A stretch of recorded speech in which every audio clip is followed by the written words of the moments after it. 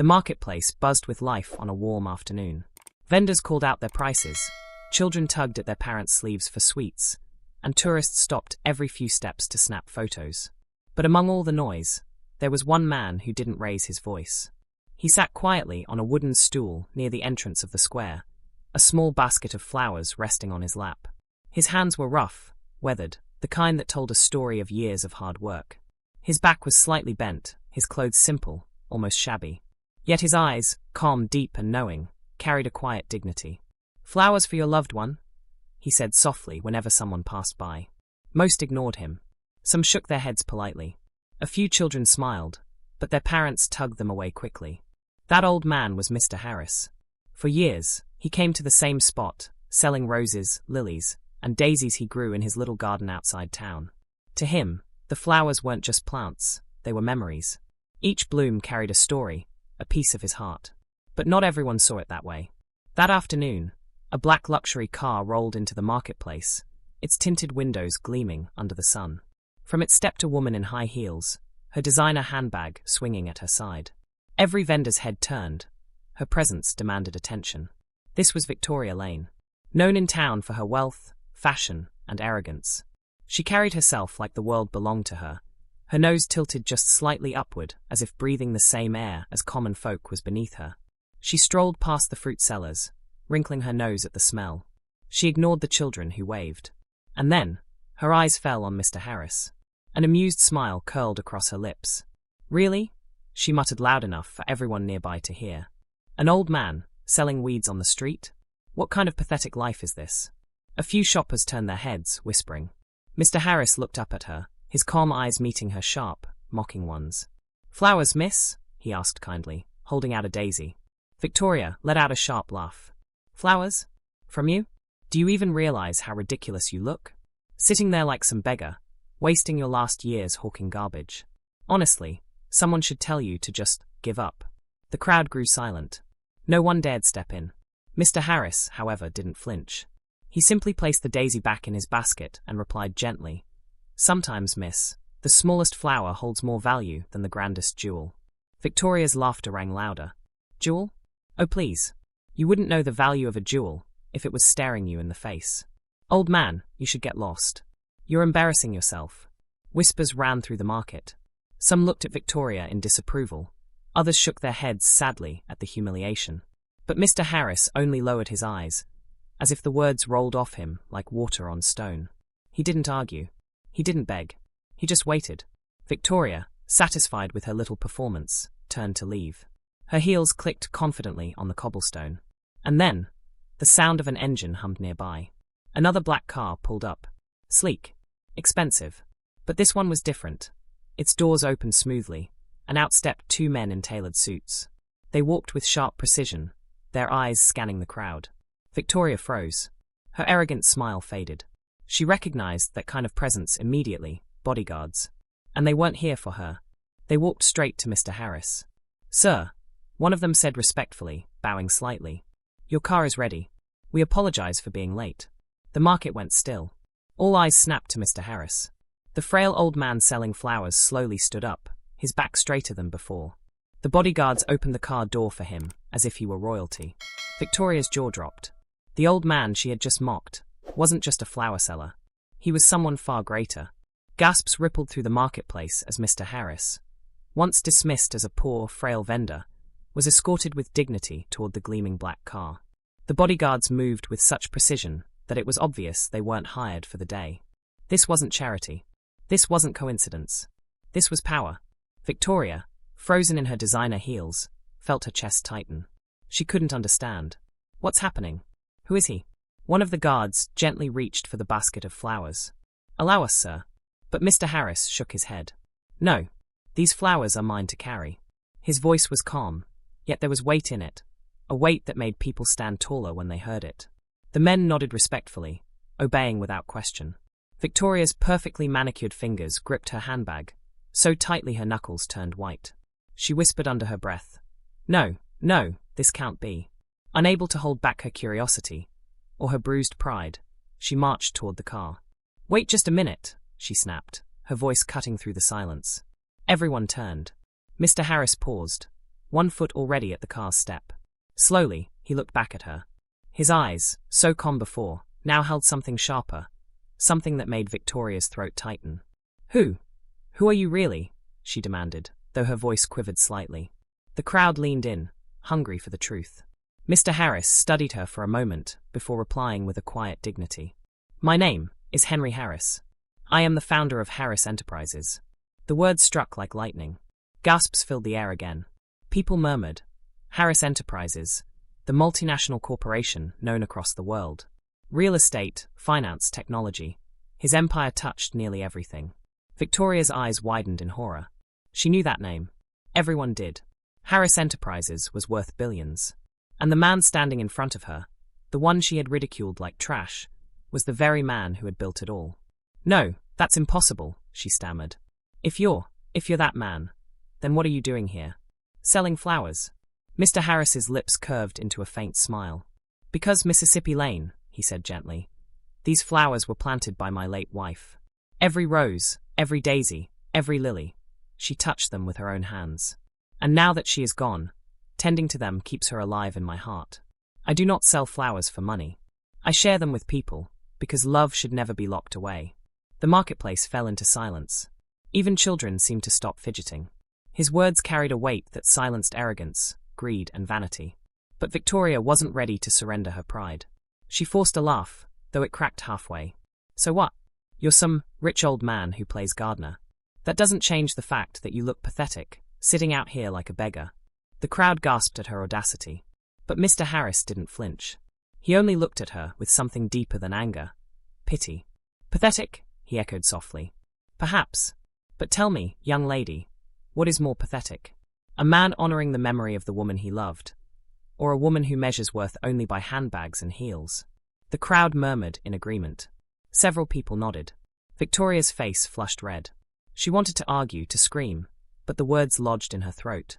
And then, before she could recover, another black car pulled up. This one even grander, with the insignia of Harris Enterprises emblazoned on the door. From it stepped a well-dressed man in his 40s, carrying documents. He walked briskly toward Mr. Harris. Sir, the board is waiting for your signature. They've agreed to move forward with the new hospital project. The crowd stirred again. A hospital? Mr. Harris nodded. Good. No more delays. People's lives matter more than profits. He signed the papers, right there on the hood of the car. The man bowed and left swiftly. Now Victoria's knees grew weak. This wasn't just a wealthy man. This was a man who changed lives. And she had mocked him for selling flowers. Victoria's heart raced. Her confidence, once untouchable, was cracking like glass. She couldn't believe it. The old man she mocked was a billionaire philanthropist. For the first time in years, fear gnawed at her pride. If anyone shared this story, her reputation, the image she carefully crafted as an elite socialite, would crumble overnight. She rushed forward, forcing a bright, fake smile. Mr. Harris. Oh, what a beautiful story about your wife. Her tone was sugary sweet, but her eyes flickered with desperation. I must have misunderstood. Please forgive me. I didn't mean any disrespect. The crowd stiffened. They'd heard her cruel laughter minutes earlier. Mr. Harris simply studied her, his expression unreadable. Forgive you. His voice was calm, but edged with steel. Tell me, young lady, would you have asked forgiveness if this car hadn't arrived? Victoria froze. Her lips trembled, but no words came. The crowd murmured again. Someone whispered. He caught her red-handed. She forced out a nervous laugh. Of course I would. I only meant that, well, appearances can be deceiving. I admire your humility. Her act was paper-thin. But before she could continue her charade, Mr. Harris gently handed one of his flowers, a single white lily, to a little girl watching nearby. Here, child. For you. The girl beamed and hugged the flower tightly. Her mother, with tears in her eyes, whispered, Thank you, sir. My daughter has been ill. This means more than you know. The crowd softened, their attention shifting back to Mr. Harris's kindness. But Victoria refused to fade into the background. She stepped closer again. Mr. Harris, she purred, lowering her voice. Perhaps we could have lunch sometime? I'd love to hear more about your life. Maybe even collaborate on charity work. The desperation in her tone was unmistakable. She wasn't interested in charity. She wanted a connection, a way to climb even higher using his name. Mr. Harris's gaze darkened slightly. You laughed at me when you thought I was poor. You mocked me before strangers. And now you ask for lunch. Victoria's throat tightened. I was mistaken. But surely, a man of your status understands the importance of second chances. The crowd leaned in, waiting. Mr. Harris let the silence stretch, heavy and uncomfortable. Then finally he said, You're right. I believe in second chances. But not for arrogance, only for humility. Victoria blinked, confused. What does that mean? Mr. Harris straightened his jacket, his voice calm but cutting. If you wish for a second chance, you must first apologize. Not to me. To everyone here. Every soul who heard you laugh at a man you thought was beneath you. The crowd gasped. Victoria's eyes widened in horror. Apologize? Publicly? The very thought made her stomach churn. But she could feel the crowd's judgment weighing down on her. And deep inside she knew, if she refused, this moment would follow her forever. Her lips quivered. I. She glanced around. Faces glared back at her. Faces that would not forget. Finally, trembling, she whispered, I'm sorry. But Mr. Harris shook his head. Louder, so all can hear. Her face turned crimson. Tears pricked her eyes. For the first time in years, she felt small. I'm sorry, she cried out, her voice cracking. I was wrong to mock him. I was wrong to judge. The marketplace fell silent. Then slowly people began to nod.